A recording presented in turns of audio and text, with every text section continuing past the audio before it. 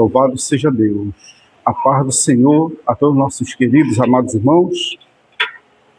Estamos de volta novamente aqui para a anunciação, divulgação da Santa Palavra de Deus, pela rica oportunidade que Deus nos concede de estar aqui nesta noite, de compartilhar o santo texto da Santa Palavra. E, amados, vamos ter a oportunidade nesta noite de compartilhar já o texto do Novo Testamento, tá bom? Novo Testamento, que comentamos o Antigo Testamento, o livro de Cântico dos Cânticos. Agora temos a oportunidade de comentar o livro do Novo Testamento. O livro do Novo Testamento que vamos comentar neste momento é o Evangelho segundo escreveu Marcos, o quarto Evangelho, um dos quatro Evangelhos. O Evangelho de Marcos, amados, ele tem um significado profundo para nós, sabe? Para que venhamos meditar nas santas palavras que passamos também a comentar anteriormente, os livros, as cartas de Paulo, as cartas de João, as cartas de Pedro. E através dessa experiência que tivemos de comentar todas as epístolas, até mesmo a Epístola aos Hebreus, agora vamos passar a comentar os Evangelhos e posteriormente Atos dos Apóstolos. Mas o que vamos fazer? Vamos fazer o seguinte: nós vamos comentar durante um tempo os Evangelhos, depois desse tempo, nós vamos comentar novamente outro livro do Antigo Testamento, até nós terminarmos o Novo Testamento e ficar fixo somente no Antigo, tá ok? Se Deus assim o permitir, lógico. Então, por iniciativa, por ser o Evangelho de Marcos o menor de todos os demais evangelhos, nós tomamos essa decisão de comentar o livro de Marcos e esperamos que os nossos queridos amados irmãos venham nos acompanhar, que vai ser uma experiência muito boa de comentarmos o Evangelho de Marcos, tá ok? O Evangelho de Marcos, ele nos traz assim bastante experiências a respeito da pessoa do Senhor Jesus, para que venhamos ter um esclarecimento a mais dos demais textos do Novo Testamento, principalmente os demais evangelhos. Bem, fazendo aqui uma pequena introdução, o Evangelho de Marcos é um dos sinóticos, tá? A palavra sinóticos, que é semelhante, então ele traz semelhança com Mateus e também com Lucas. São experiências e, ao mesmo tempo, as descrições do que Jesus veio aqui, passou aqui na Terra, as descrições. Eu tento assim, evitar o nome narrativa, porque a nível de nosso contexto, alguns indivíduos pegaram o termo narrativa para poder fazer algo assim de segundas intenções para tentar fazer manipulação das massas. Eu posso usar o termo? Posso, mas pode ter uma má compreensão, já que às vezes tem pessoas que estão nesse momento fazendo, estão acessando, pode pegar parte do que eu posso estar explicando, então eu vou evitar o termo narrativa, tá? Então, as descrições a respeito das experiências do nosso Senhor Jesus, e Marcos ele faz semelhante a Mateus e semelhante a Lucas. É por isso que são chamados sinópticos, tá? Porque são semelhantes. A narrativa, as descrições narrativas, posso se colocar, né?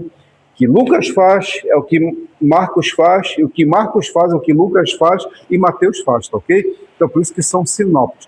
O que diferencia um pouco quem? Do Evangelho segundo escreveu João. João, ele difere um pouco, tá ok?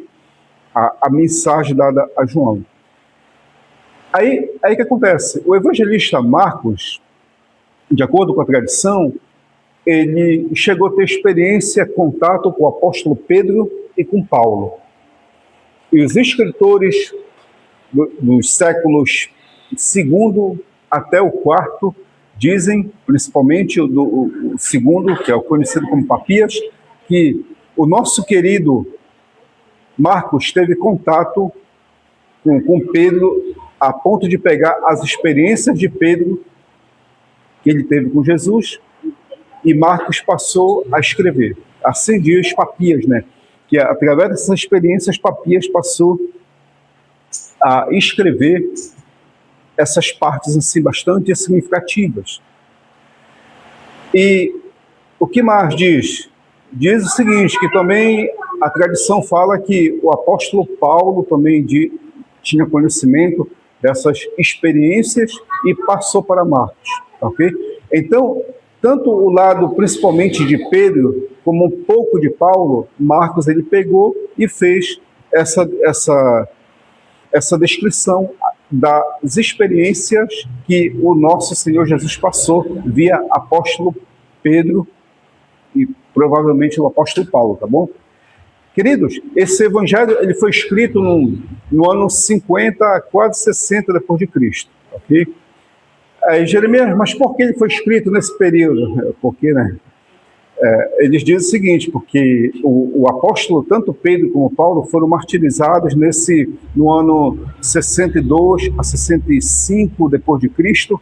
Então, devido ao contato que Pedro e Paulo teve com Marcos, principalmente Pedro, ele passou, antes da morte deles, a ter a experiência de passar esse escrito e esse evangelho a ouvir esses homens, principalmente Pedro, tá ok? E deixa eu ver aqui mais. É um evangelho que foi direcionado principalmente a Roma. Foi escrito em Roma e direcionado a Roma. Os romanos tiveram acesso, primeiramente, a esse evangelho. Você sabe como é que era antigamente? Era o seguinte: eles pregavam via esses textos. O indivíduo era um copista, copiava o texto e, através daquela forma que ele fazia da escrita, dava para as congregações, igrejas, para poder evangelizar, principalmente para a edificação da igreja. Então, aqui, o evangelista Marcos, ele teve como objetivo escrever esse texto aqui, queridos, para divulgação da experiência do nosso Senhor, e a finalidade foi para edificar a igreja que estava passando por diversas perseguições, muitas e muitas perseguições. Então, eis aqui o Evangelho de Marcos, que nós passamos a ter essa pequena compreensão sobre ele, e vamos tentar degustar desses textos. Amados, aqui ele pega somente partes da experiência do Senhor Jesus, tá bom?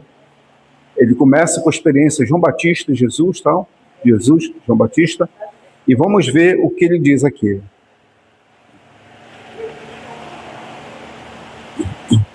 Versículo 1 diz: no princípio do Evangelho, Jesus Cristo, Filho de Deus. As boas novas que Jesus Cristo, o Filho de Deus, trouxe para a humanidade. Aqui já está anunciando, para quem? Para os romanos, os nossos queridos que estavam em Roma, e se converteram. Eles tinham que ter esse conhecimento, essa intimidade das boas novas que era dado a eles. E versículo 2 diz: conforme está escrito nos profetas, eis que envio o meu mensageiro diante de ti, ele preparará o teu caminho diante de ti. Voz daquele que brada, preparai bem o caminho do Senhor no deserto, ratificai suas veredas. Então, aqui ele já pega dois personagens de imediato, o Senhor Jesus e, posteriormente, João Batista. O Senhor Jesus por anunciar as boas novas à população da Galileia. E João Batista, que estava também na Judéia, aqui, anunciando a vinda do Messias. E aqui nas suas próprias palavras diz: eis que envio o meu mensageiro diante de ti.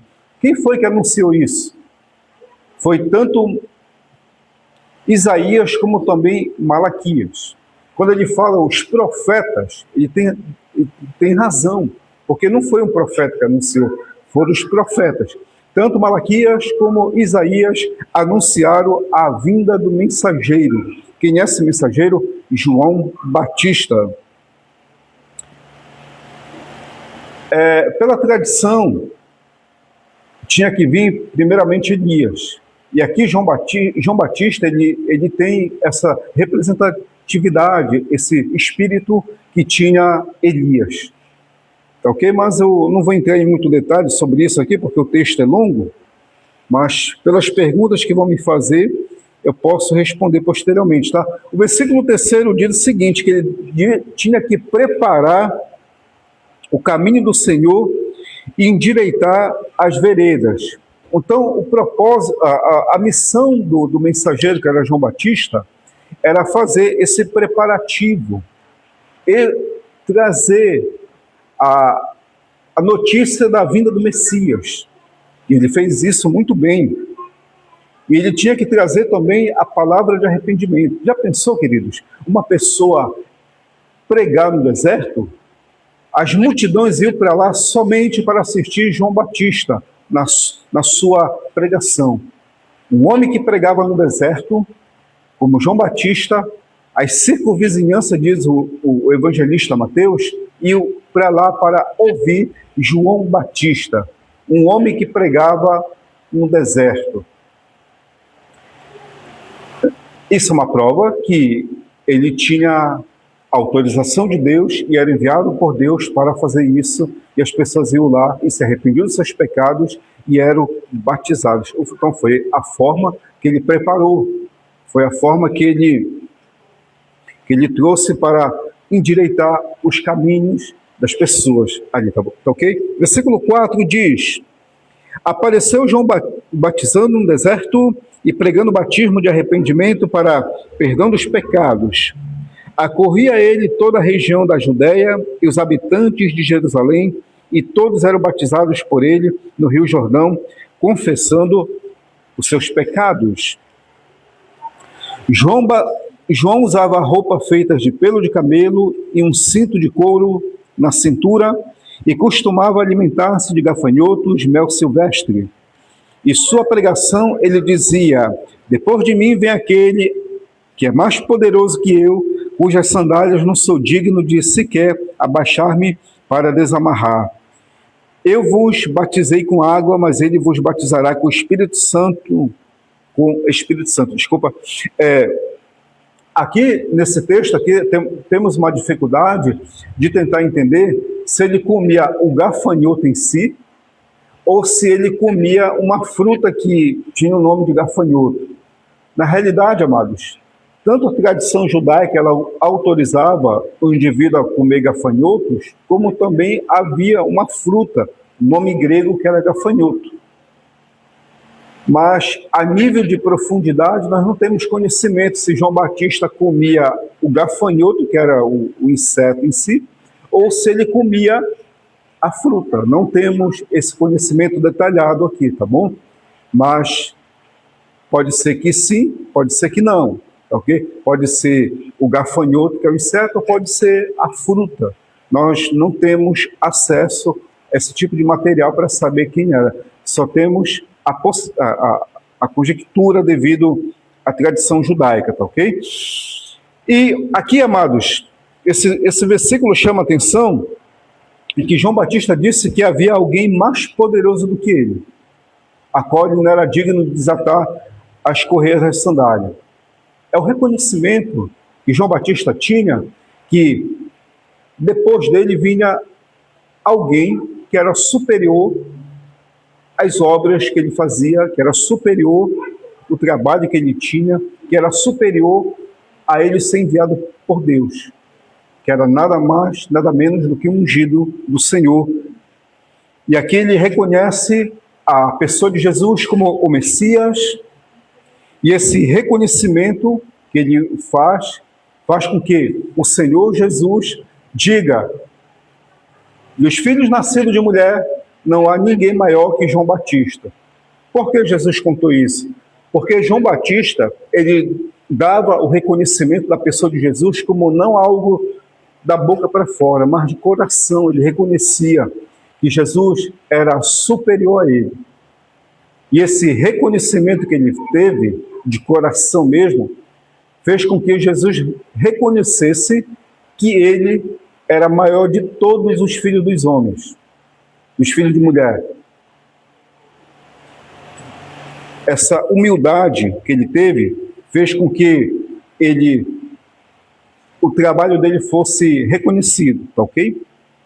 Então vamos lá, o versículo 9 diz, até o versículo 8 diz que ele batiza com água, mas virá aquele que batizará com o Espírito Santo. Então somente Jesus tem autorização, somente Jesus pode batizar uma pessoa com o Espírito Santo, somente ele, e ninguém mais. Nós temos a possibilidade de batizar alguém em águas, tá ok? Temos a possibilidade de fazer isso, mas não temos a condição de batizar alguém no Espírito Santo. Somente o nosso Senhor Jesus tem essa possibilidade de batizar alguém no Espírito Santo. Homem nenhum tem essa autorização. O versículo 9 diz: nessa mesma ocasião aconteceu que Jesus veio de Nazaré da Galileia e foi batizado por João no Jordão. E imediatamente depois que saiu da água, viu dos céus abrindo, o Espírito descendo como uma pomba sobre ele, e veio uma voz do céu: tu és o meu filho amado, em quem me agrado. E a seguir o Espírito o levou para o deserto, e ali no deserto permaneceu 40 dias, sendo tentado por Satanás. Estava entre os animais selvagens, e os anjos o serviam, tá bom? Então, depois de que João Batista foi até Jesus e o batizou, o Espírito Santo desceu sobre a pessoa de Jesus, e ao fazer isso, a primeira coisa que o Espírito Santo fez foi levar Jesus para ser tentado. Então tem pessoas que pensam que ao ser batizado nas águas e ser batizado no Espírito, vai passar por 1000 maravilhas. Pelo contrário, quando você é batizado nas águas ou você tem a experiência do batismo no Espírito Santo, a primeira coisa que pode acontecer na sua vida é ser tentado pelo maligno. E as tentações que o maligno lhe oferece para que você venha se desviar do foco, se afastar dos propósitos de Deus, foi isso com que o maligno tentou contra a pessoa de Jesus, o desviar do foco, afastar. E tem pessoas que procuram o Espírito Santo, procuram ter experiência com o Espírito, pensando que posteriormente a experiência vai ser 1000 maravilhas. Queridos, não devemos pensar assim, porque biblicamente falando, quando você pede para ser batizado no Espírito Santo, você está sendo equipado para poder fazer a obra de Deus. E quando você tem todo esse equipamento, o maligno vem com tudo contra a sua vida, como foi que aconteceu com Jesus, com você não vai ser diferente. E ele passou durante todo esse tempo, os 40 dias no deserto, sendo tentado pelo maligno. Versículo 14 diz: depois que João foi encarcerado, Jesus veio para Galileia, pregando o evangelho do reino de Deus e dizendo: cumpriu-se o tempo e chegou o reino de Deus. Arrependei-vos e crede no evangelho. A vinda do Senhor Jesus foi a vinda do reino de Deus no mundo.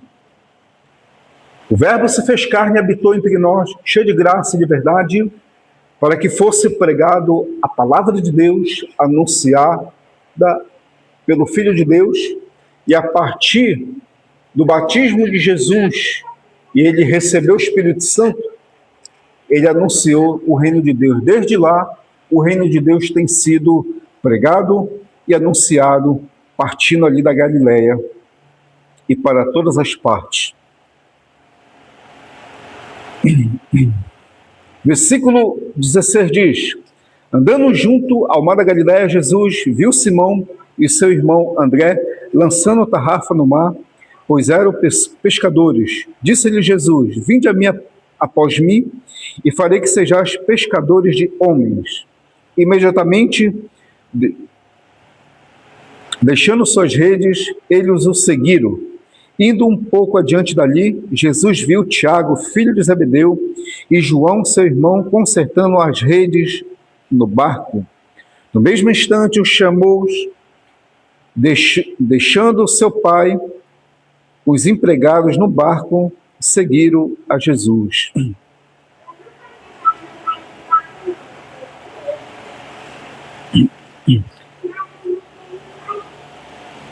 Esses homens aqui, queridos, desculpa, texto aqui.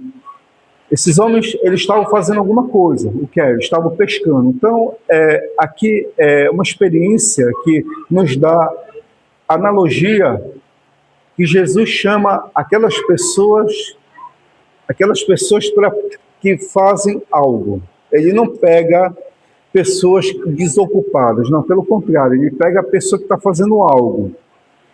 E aquela pessoa que está fazendo algo, aquela característica do seu trabalho faz com que seja também aplicado no reino dos céus, no reino de Deus, como uma forma de ganhar almas.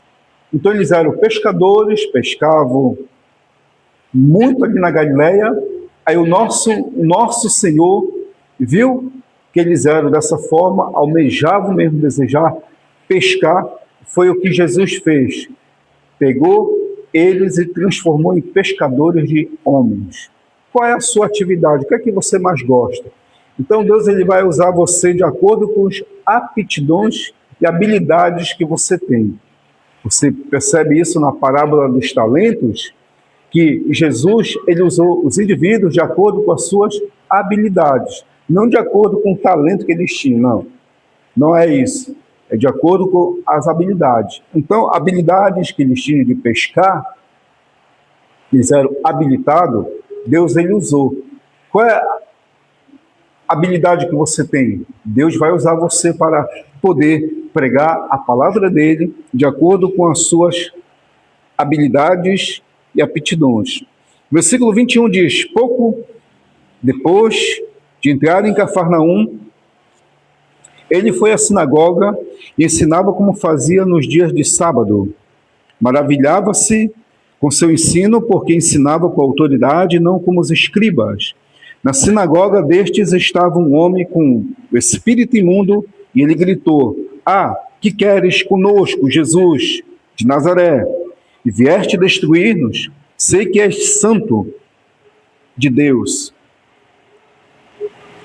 E a experiência de Jesus, em relação a essa parte aqui, queridos, de ter contato com o espírito mal, desde o deserto e toda a sua caminhada, o maligno sempre esteve próximo para querer destruir as obras e acabar com aquilo que Deus estava fundando através de Jesus. E o maligno aquele reconheceu, mas só que Jesus, na realidade, ele não ligava com o que o maligno dizia. Ele era o santo de Deus, sim. Ele veio destruir as obras do diabo, sim. Só que não podia dar a vez para que o maligno pudesse ficar falando, porque isso fazia com que ele desse reconhecimento à fala do maligno e viesse cair numa cilada através do que o maligno dizia. Jesus, porém, repreendeu, versículo 25, dizendo: cala-te e sai dele, provocando convulsões no homem, o espírito imundo saiu dele aos berros. Todos se espantaram, tanto que se puseram a discutir: que será isso? Que novo ensino será? Pois com autoridade dá ordens aos espíritos imundos, e eles lhe obedecem. Divulgou-se imediatamente a sua fama por toda a região da Galileia. Então, Jesus tinha autoridade não só sobre ao falar da palavra de Deus, como também de expulsar os espíritos malignos. E os judeus naquela época não estavam acostumados com isso. Eles não tinham essa experiência. E viram que Jesus, apenas com uma palavra, expulsava o espírito mal, e eles ficaram espantados com isso. Isso aí é uma nova doutrina? Isso é um novo ensino? Jesus trouxe esse espanto, né? Que coisa maravilhosa, né? E aqui, versículo 29 diz: logo depois disso, eles saíram na sinagoga, foram com Tiago e João para a casa de Simão e de André. Sucedeu-se que a sogra de Simão estava de cama com febre, e logo falaram com Jesus sobre ela. Ela se aproximou, deu-lhe a mão e a fez levantar-se. A febre imediatamente a deixou e ela se pôs a servi-lo. Quer dizer, aqui, além dele ter o poder sobre os espíritos malignos e o seu discurso ter autoridade, ele tinha poder sobre as enfermidades. Amados, então Jesus tinha autoridade sobre os homens, no sentido de discurso, tinha autoridade sobre os espíritos malignos e tinha autoridade sobre as doenças. Porque tem doenças, queridos, que é dado a indivíduos por pecado. E tem doenças que não é dado por pecado.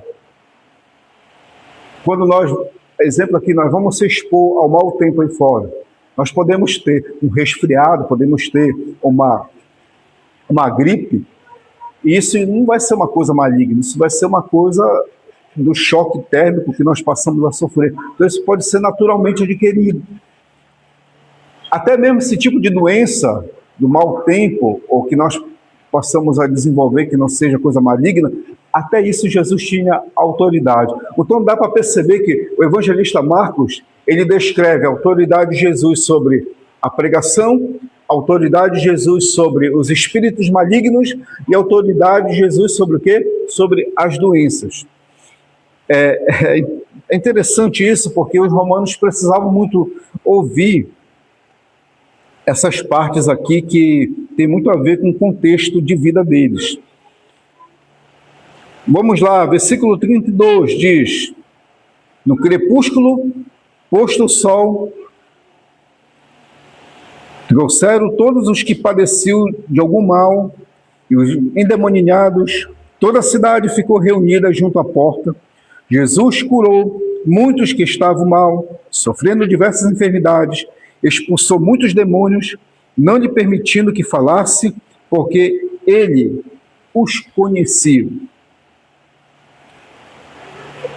Então, o que é interessante aqui é que Jesus não permitia que o maligno, que os espíritos mal falassem, porque ele sabia que ao falar, eles iam usar palavras para querer derrubar Jesus. E ao mesmo tempo, amados, essas palavras que o maligno usava era uma forma de querer seduzir Jesus para se voltar contra Deus e querer fazer sua própria vontade.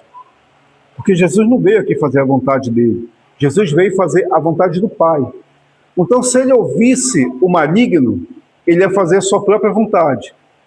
Mas ele não ouvindo o maligno, ele fazia aqui a vontade daquele que o enviou. Quem foi que enviou? Foi o Deus Pai. Então, esse foi o objetivo. Porque o maligno usava palavras psicológicas, palavras elogiosas, para que Jesus pudesse se empolgar e se afastar da vontade de Deus. Esse é o discurso chamado discurso narrativo. Então, como é que o maligno ele vai querer destruir, acabar com você? Como é que o maligno faz para você se desviar dos caminhos do Senhor? É quando você dá brecha para ele e deixa ele falar com você.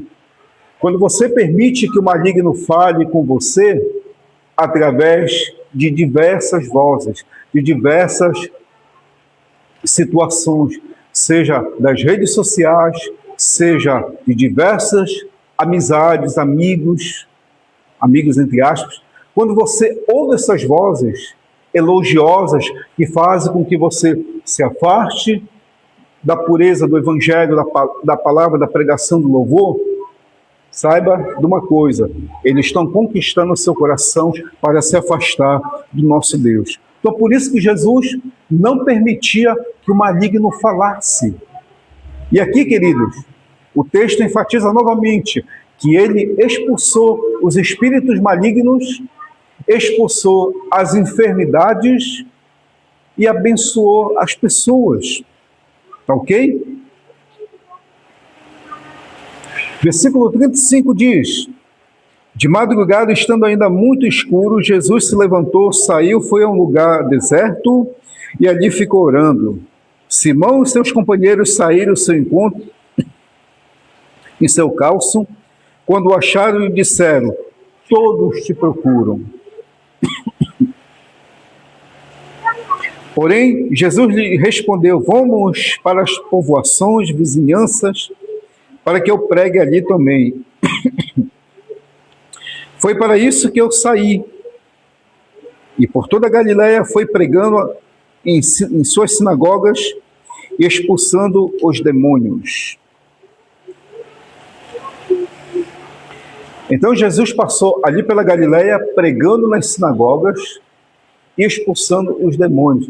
Jeremias está interessante isso, porque ele estava pregando, não estava ensinando. Porque nas sinagogas ele tinha que ensinar em vez de pregar. Não, ele ensinava para aqueles que eram seus discípulos. Quando aqueles que não eram seus discípulos, ele pregava.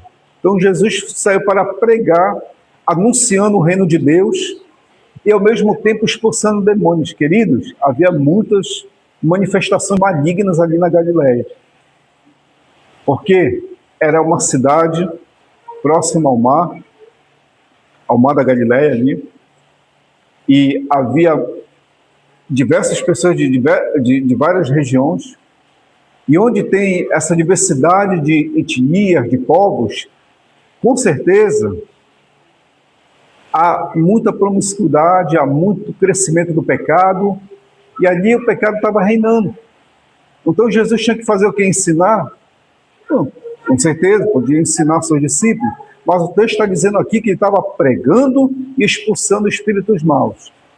Então, quando nós vamos anunciar o Evangelho, nós devemos pregar o Evangelho e também expulsar o espírito mau. Como é que nós expulsamos o espírito mau? É colocando a mão sobre a vida das pessoas e abençoando as pessoas. Porque às vezes as pessoas estão aprisionadas por alguma manifestação, algum espírito maligno. E isso só sai via a pregação e também via imposição de mãos ali, abençoando as pessoas, tá ok? E por último, queridos, por último aqui, diz o sagrado texto, versículo 40 diz: e eis que se aproximou de Jesus um leproso e lhe suplicou de joelhos: se queres, podes purificar-me. Compadecido, Jesus estendeu a mão, tocou e disse-lhe: quero, fica purificado. Assim que ele disse isso, a lepra deixou o enfermo e ele ficou purificado. Em seguida, o despediu com estas severas palavras de advertência: olha, não digas nada a ninguém. Vais, mostra-te ao sacerdote e oferece pela tua purificação o que a lei de Moisés prescreveu, para que sirva de testemunho perante o povo. Ele, porém, saiu e se pôs a proclamar e a divulgar por toda parte o que aconteceu, a tal ponto que Jesus não podia entrar abertamente em nenhuma cidade, mas ficava fora, em lugares desertos, e todos os lados vinha gente onde ele estava. Então, somente a experiência de João Batista e Jesus que levava as pessoas para o deserto. João Batista, por pregar a palavra de arrependimento, as multidões iam para o deserto. Jesus, não somente por pregar, mas principalmente por curar. E o ministério de Jesus se destacou muito mais do que de João Batista. Por quê? Porque, além dele pregar, ele curava as pessoas. E as pessoas, por suas necessidades, iam até Jesus para receber a cura. E é interessante essa experiência aqui, que ele pergunta assim: se tu quiseres me curar. Aí Jesus disse: eu quero. Aí ele curou.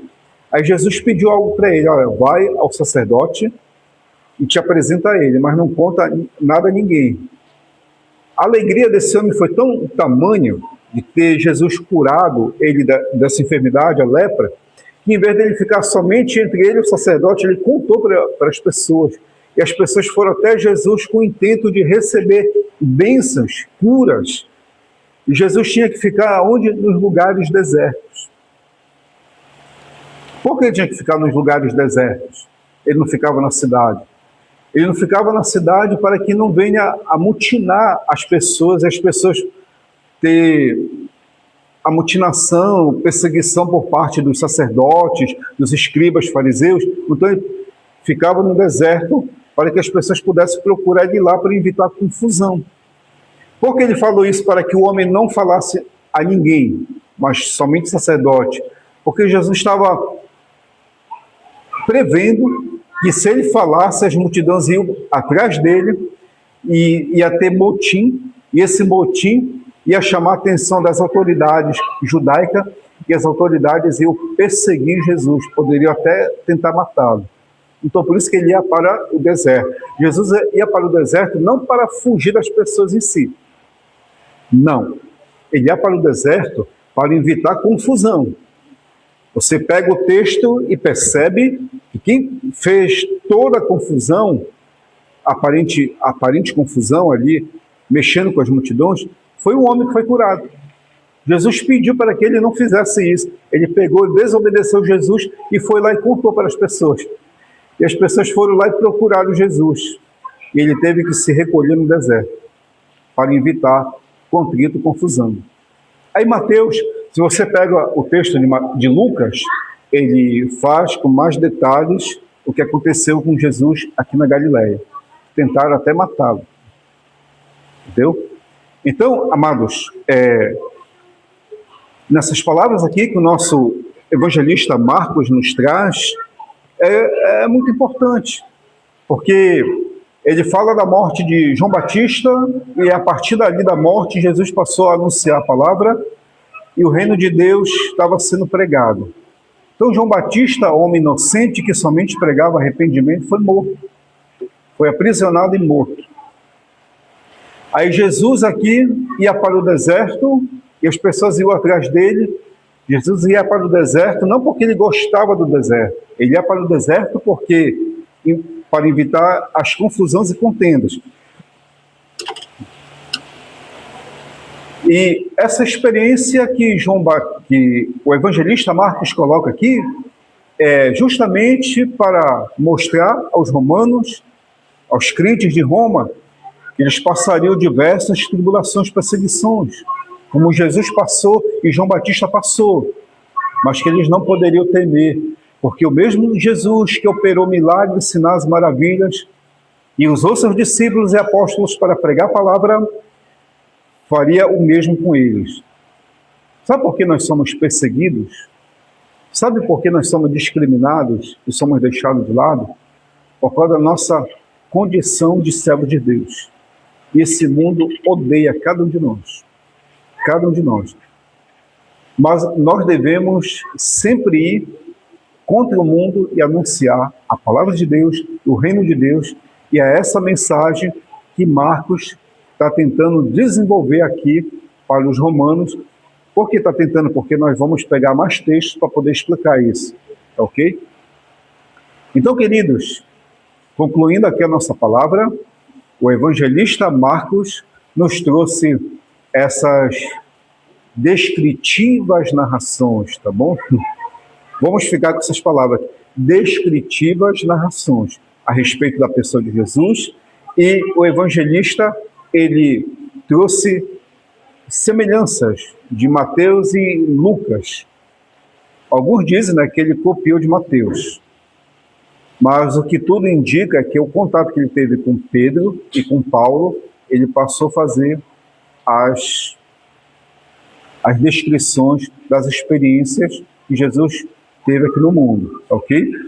E nesse capítulo, amados, nós aprendemos também, nesse capítulo, que o sofrimento via deserto, via anunciação do evangelho, via a bênção de você querer abençoar as pessoas, ele é inevitável. Como nossos irmãos estavam passando perseguição ali em Roma, e que esse evangelho foi escrito em Roma, o que Jesus passou e que João Batista passou, eles iriam também passar. Ok? Mas mesmo assim, Deus é o supridor é o sustentador de todas as vidas, de todos aqueles que o servem com interesse de coração. Tá bom? Não esqueça, queridos, o Evangelho de Marcos ele é fundamental para a gente poder compreender as demais epístolas, principalmente de Pedro e de Paulo, que nós já passamos a anunciar aqui, ensinar os irmãos, e vamos pegar através do desenvolvimento dos evangelhos, partindo de Marcos, vamos de vez em quando consultar partes indiretamente das epístolas. Tudo bem? Então, queridos, nossa pequena exposição encerra aqui. Espero que vocês sejam profundamente abençoados em nome do Senhor Jesus. Nossos amados, eu abençoo a cada pessoa que está neste momento. Tem diversas pessoas essa semana que nós estamos, desde a semana passada, quase 10 pessoas passaram a fazer parte da nossa comunidade de exposição da palavra. Então, sejam muito bem-vindos, tá bom? Eu abençoo a vida de vocês. Vou orar nesse momento, abençoando esses novos membros da nossa comunidade, da Casa do Saber Teológico e da divulgação da palavra via o Face. Jeremias Moraes, né? Amado Deus, muito obrigado pela vida desses queridos que estão aqui presentes. Sejam eles profundamente tocados, abençoados, abençoe sua família, sua casa, sua vida particular, sua vida estudantil, trabalhista, e cura eles de toda enfermidade, seja ela psicológica, seja ela espiritual, seja ela corporal. Estende as tuas mãos, como o Senhor esteve ali na Galileia, abençoando a todos, quebrando toda enfermidade, todo o mal dessas vidas, na autoridade do nome de Jesus. Abençoe a Daniele e o Alexandre, encha eles com a tua graça e liberdade, te revela ali profundamente, em nome do Senhor Jesus, e todos sejam agraciados pelo poder da tua presença, em nome de Jesus. Obrigado, amém e amém, Jesus.